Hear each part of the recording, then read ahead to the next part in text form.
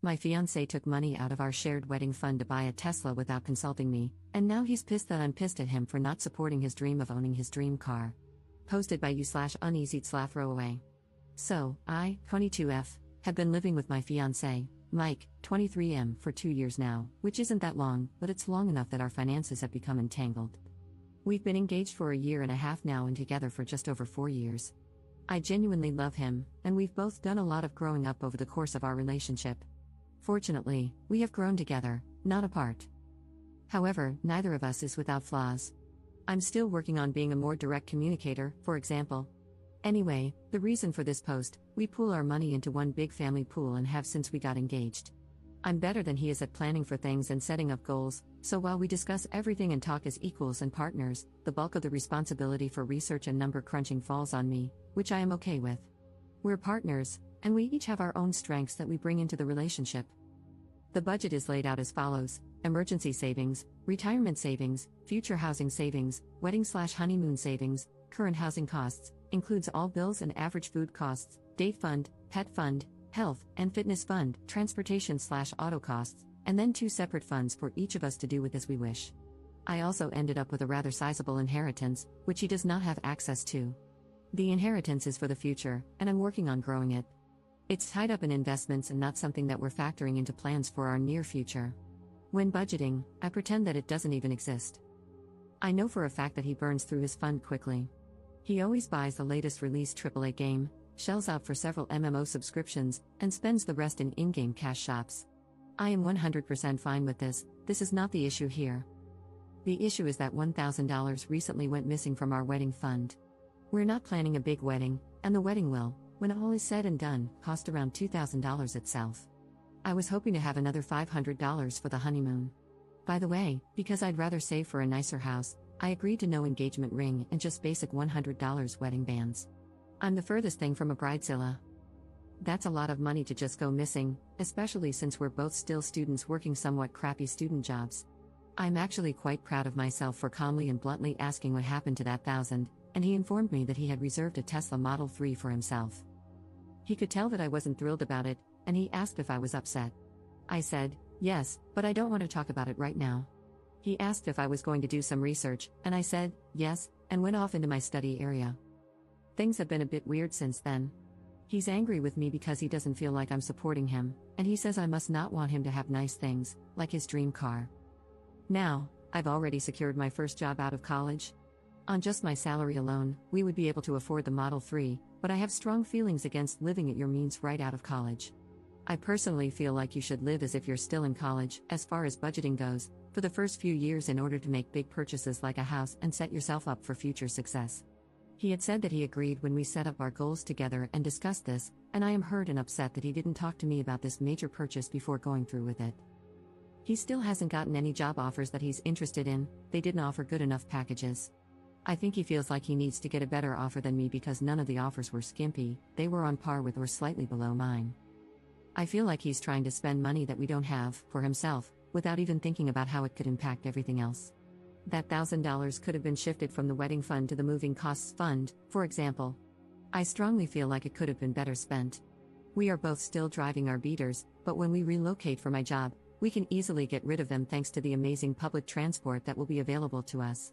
We even talked out the plan for transportation months ago when my offer was still just tentative. Relevant comments. Commenter. Well, the car will not be coming out for a few years, so you'll have enough time to discuss your finances before then. He should have talked to you before reserving one, though. This is a decision that affects both of you. The financially smart decision would be to set a budget you both agree on and then cross-shop if you need a car. I think that coming out of college, a new car really isn't necessary, and there will be plenty of alternatives besides the Tesla hype. If he still insists on buying one, tell him to save up for it with his personal money alone. Ops response. The thing that really gets me is that, assuming my job offer pans out, we will be moving to NYC. I'm not sure where he thinks a Tesla is going to fit into that plan, the plan that he was very much on board with. This just feels like it's coming out of nowhere. Commenter. Then this guy is just a moron. Is this really what you want to deal with for the rest of your life? Ops response. He's never done anything like this before, which is what makes it so hurtful to me. We generally talk to each other about purchases over $500, even if they come from our individual allowances. It's what we've always done. This is just so out of the blue. I'm now wondering if this is just a warm-up for more things like this. I don't know. Commenter 2. First, I believe you can get the deposit back. Model 3 deposits are refundable until the car goes into production. Maybe he thought it was reasonable to put it down just to hold a place in line, then reevaluate later and get a refund if it didn't work out. But this doesn't justify how he went about it, taking the money out of a together fund rather than his fund.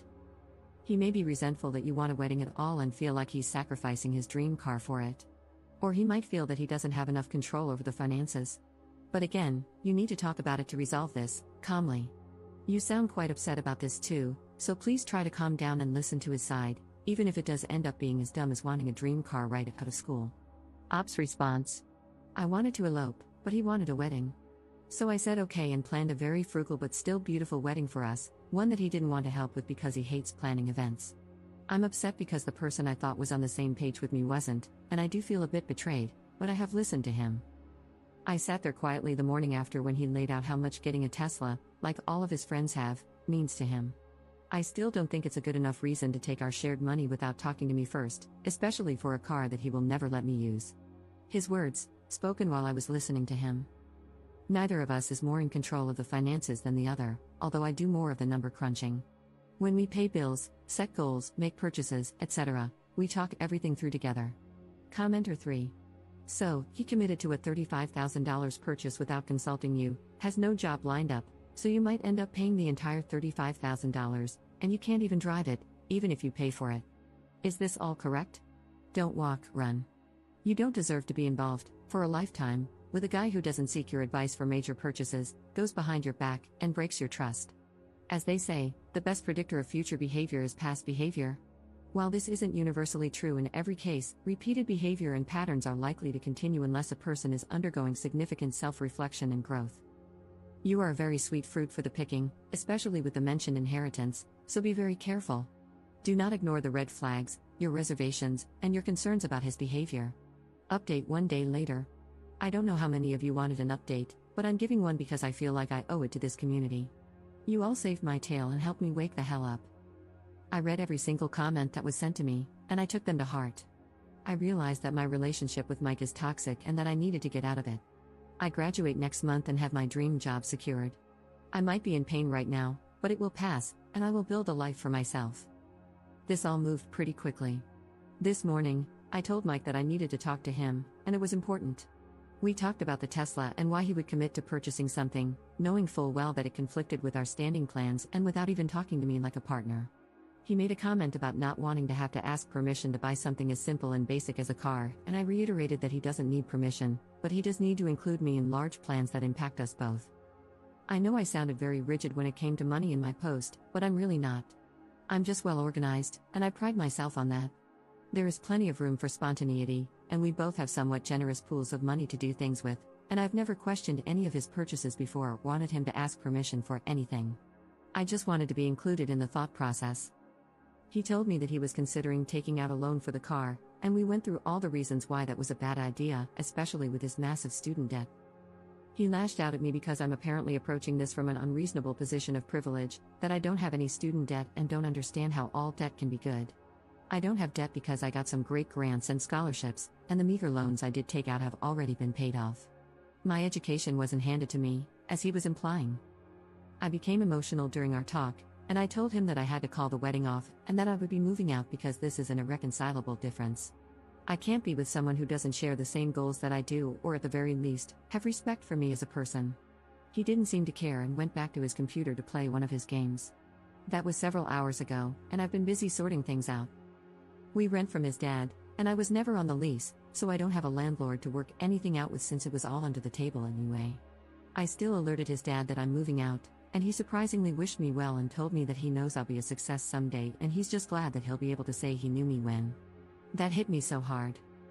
I'm finding that I'm more upset about losing his family than I am about losing him, at least right now. My parents are both gone, and his family stepped up majorly and made me feel like I still had a family. Anyway, untangling assets has been very easy since we maintained separate accounts. I just deposited money into his for his spending account, and we're only legitimately joined on the wedding account. I'll get that closed down this week. I'm writing off the $1,000 as a loss and will let him deal with the Tesla mess on his own. Who knows, maybe he will sort everything out, but I didn't want to go along for that ride. I'm writing this from my best friend's place. She's insisting that I stay here with her until I have to leave, and I am so thankful for that. I had never told her everything that was going on with us, and she was horrified that he'd done any of what he did, really. She offered to round up her brothers and cousins and go give him a talking to, which made me laugh. She's sweet, and she's helping me cope with my feelings about everything that happened. I'm feeling sad and down, but I'm also already feeling relieved. Most of my things are already out of the apartment and in my friend's garage. I'll be getting a storage unit this week as well, but she's telling me there's no rush. Gah, sorry for all the rambling. Anyway, thank you all for helping me see the things I didn't want to see, or couldn't see, because everything had just been so normalized. I'm now apartment hunting, so I won't even be restricted in terms of what kind of place I'm looking for, so that's another bright point. I'm a weird mixture of sad, angry, relieved, and excited right now. Thanks, Reddit. Relevant comments. Commenter. Do you care that he didn't care at all that you left? Ops response. I do, but I think I'm still a bit in shock over everything, to be honest. I needed to get out ASAP once everything really hit me. Holy crap, that was toxic. However, I don't think the reality of the breakup itself has hit me yet. I'm glad I have a few months to process, grieve, and move on before needing to move to New York and start that job. Commenter 2. Good for you, girl, so proud of you. You're certainly an inspiration to this girl who doesn't know how to get out of a crappy relationship. Ops response. Honestly, having a bunch of random people who don't know me scream at me like, "What the hell are you freaking doing? Are you a moron?" helped a lot. The outside perspective, and the fact that no one answered the question I was asking, but instead answered the question I was too afraid to ask, gave me the nudge to really breathe, take a step back, and evaluate it all. Then something clicked inside me, and I had to make it happen. I'd probably still be with him had I not gotten these outside views because, honestly, taking some distance, it was obvious. I guess what I'm trying to get at is, you can do it too. I guess we all have to reach our breaking point first, where we say, hey, I deserve better than this, and I'm not going to take this crap. Reddit gave me the courage to do that. You keep doing what you need to, and you'll be out soon enough too. I have faith in you, random internet stranger. You've got this too,